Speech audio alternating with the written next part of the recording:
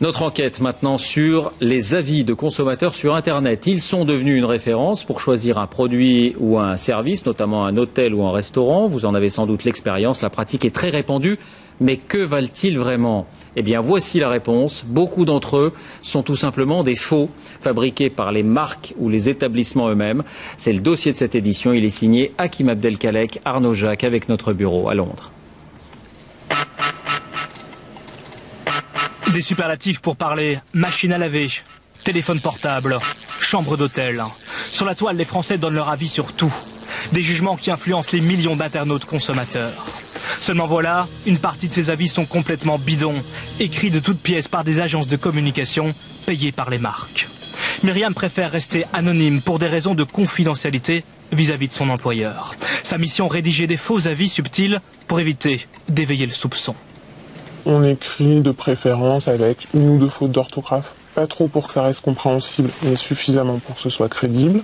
On ajoute une petite critique au milieu du positif. Sur une chaîne de magasins, on peut se plaindre du parking. Alors faut si le parking est plein.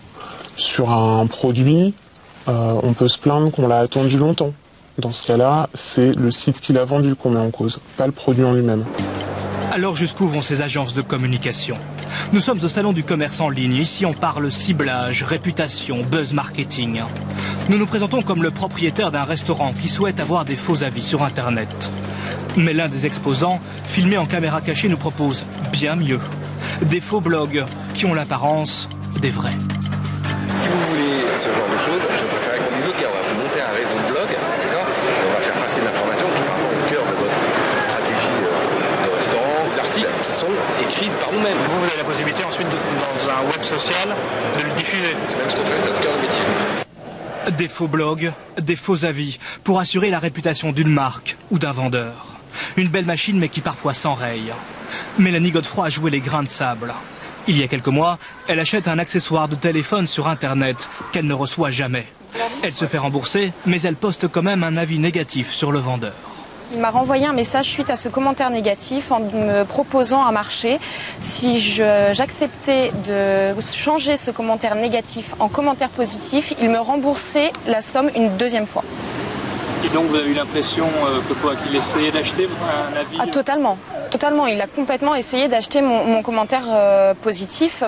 Beaucoup acceptent ce marché. Résultat, ce vendeur a un taux de satisfaction de 99,3%. Comment éviter de se faire piéger par ces avis? Ce site de voyage a monté son propre dispositif de surveillance.